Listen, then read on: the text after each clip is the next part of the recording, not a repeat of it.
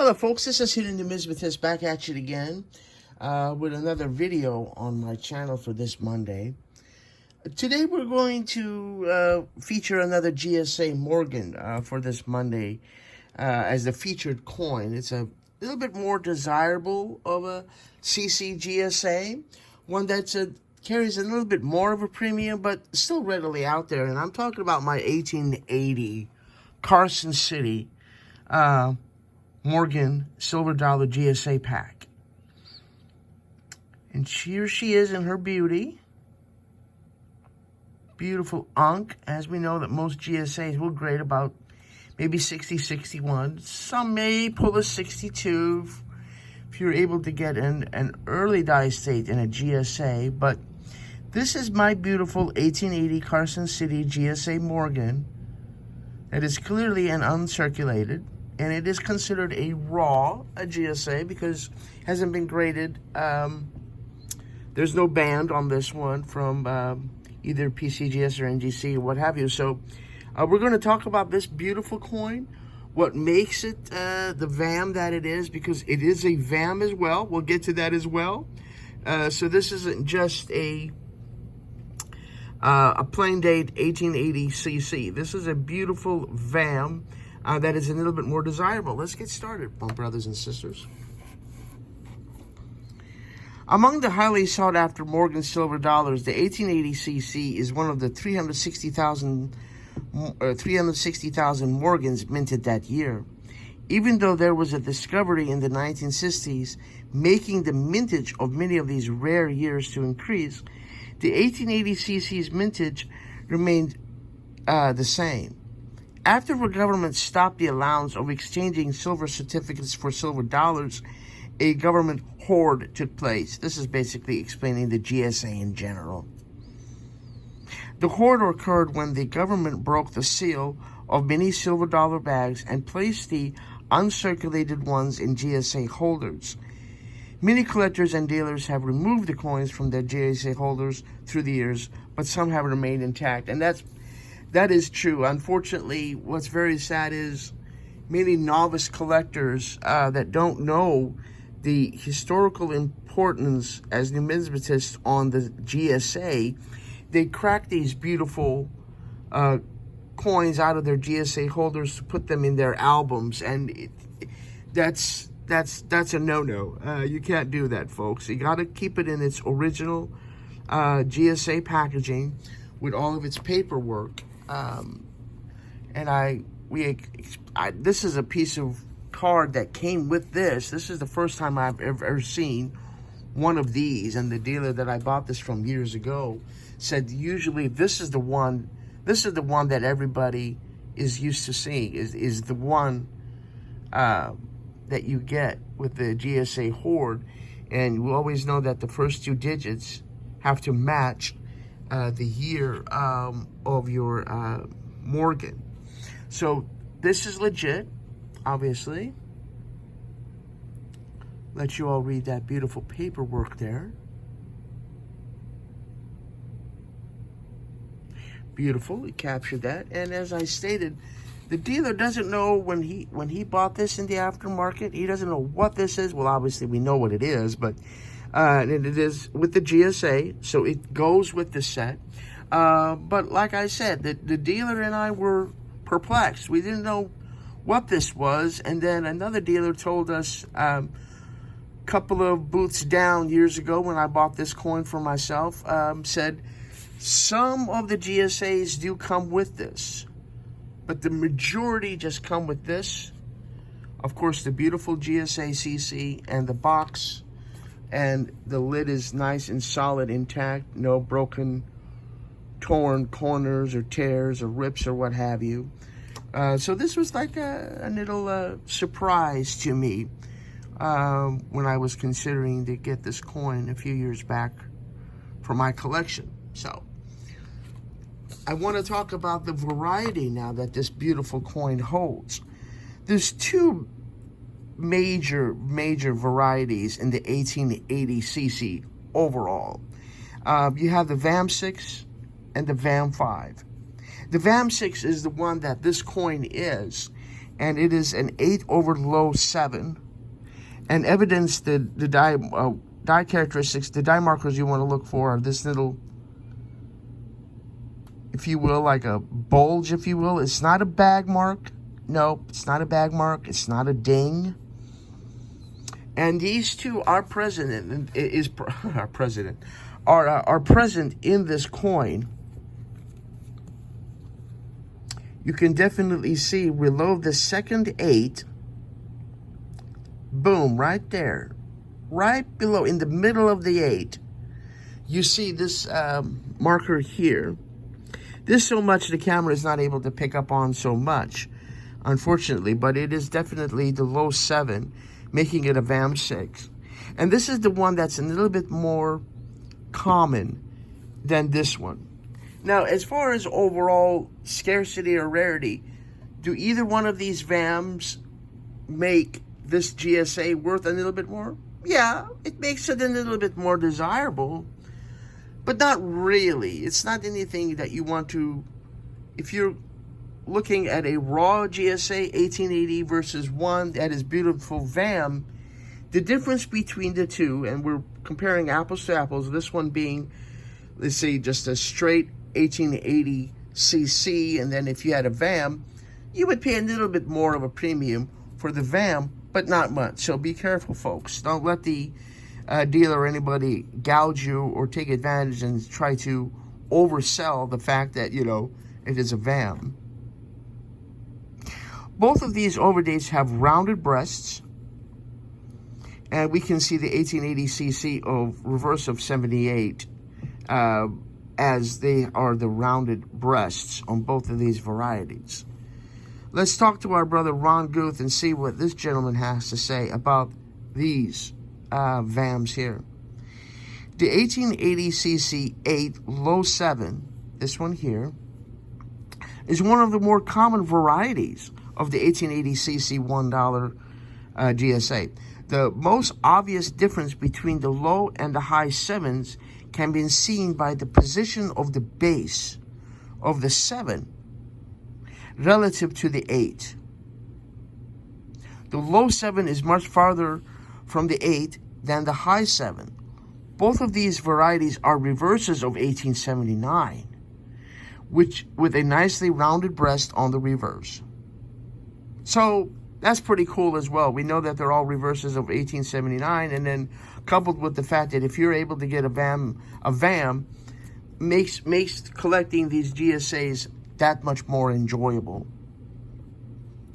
Additional overdates can be seen on the flattened breasts reverse of 1878. High-grade examples of the 1880 CC8 low 7 can be obtained easily, as I stated.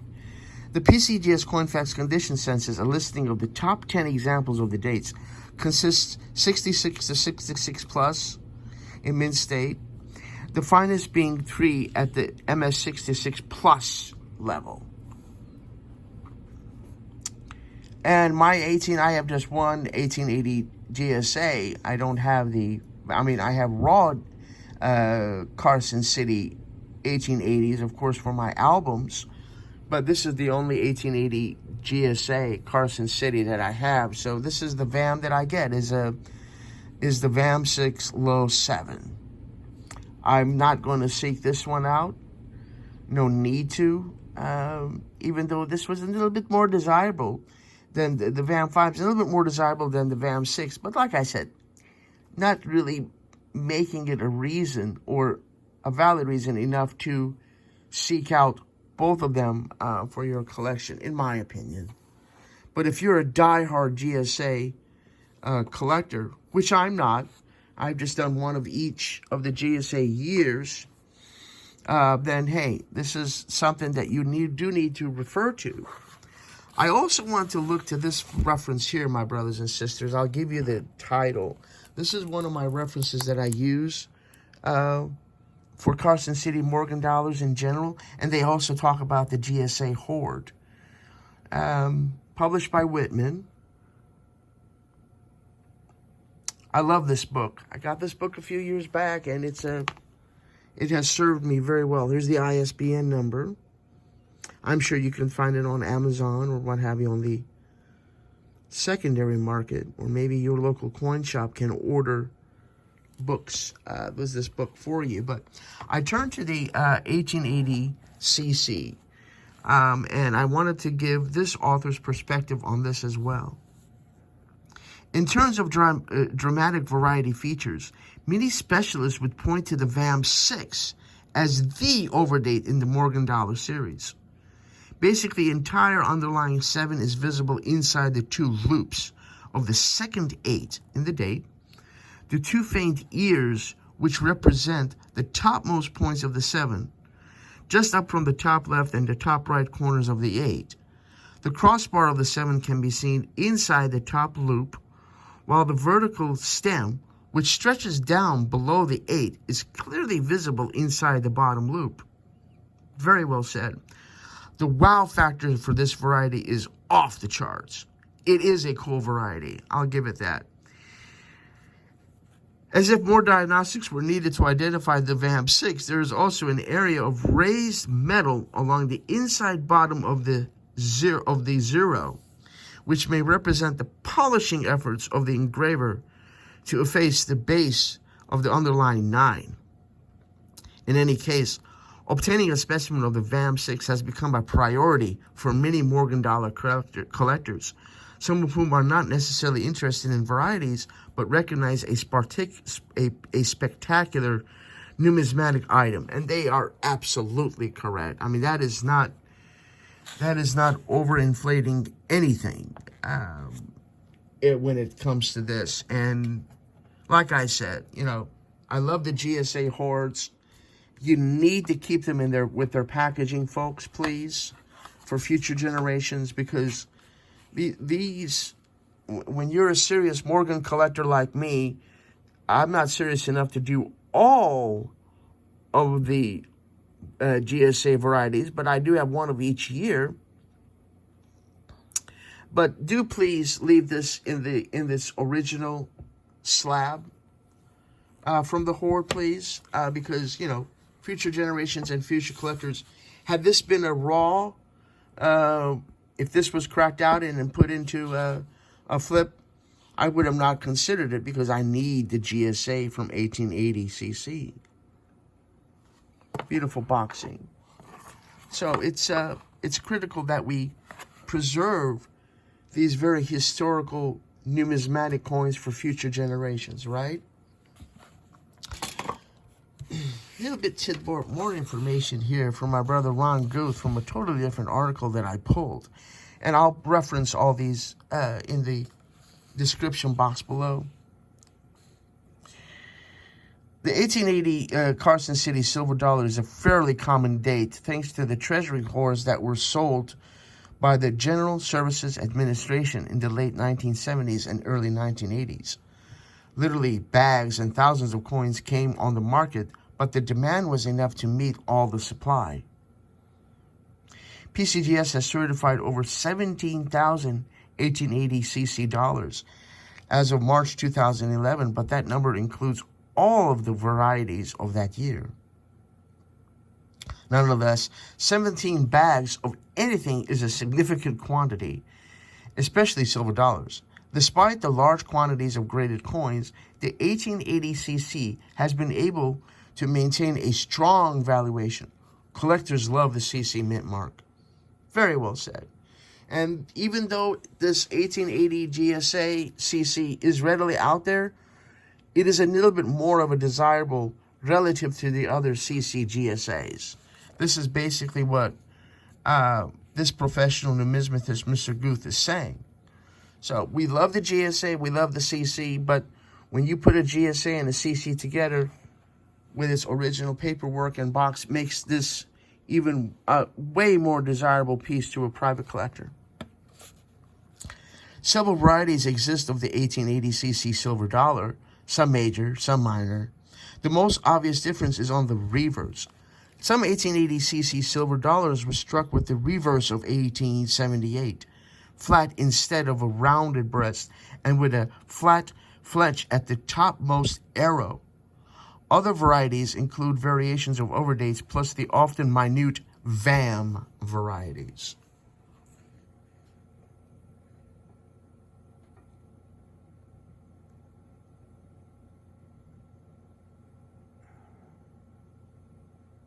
Mr. Morgan did a beautiful job for us.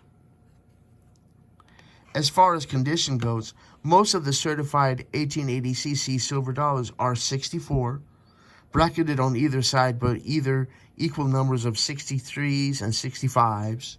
A small percentage of 67 examples have been certified by PCGS, with none finer. Proof-like examples comprise less than 10% of the population, and deep mirror proof-like DMPLs, dimples, make up less than 2% of the total population. Collectors may be selective when choosing an 1880cc silver dollar, thanks to the large supply. Collectors should seek out well-struck examples that are either blast white or artificially or attractively toned. Pause for a second. I thought he said artificially. I know my brother Ron Guth would not say that. Don't want to buy a coin that's been artificially toned. You want that original toning, or OT, as some dealers call it. So that is my featured coin for today, folks. I hope you enjoyed it. Let me know what you think, and if you got a CC, tell me about yours, your 1880cc. If it's a GSA, did you get yours raw like I did, and then get it graded by PCGS, get it banded, if they say, as they say with the GSAs, when they see the band, yeah, it's graded, but they call it, is it banded or unbanded? But this is a raw GSA. Let me know if you got yours through NGC, PCGS, what have you, and what your grade came back as. And let's see if Ron Guth is correct here, which I'm sure he is. He is a professional numismatist that I often love to bring his commentary to this numismatic channel. So I do thank you for watching, my brothers and sisters. I hope that you're all doing well, had a blessed, wonderful weekend. In the meantime, go out there, get a GSA Morgan. I'm CC Morgan. I'm sure that you'll enjoy them as much as I do. Also, be kind to each other, take care of each other, and most importantly, may God bless you all. Bye-bye.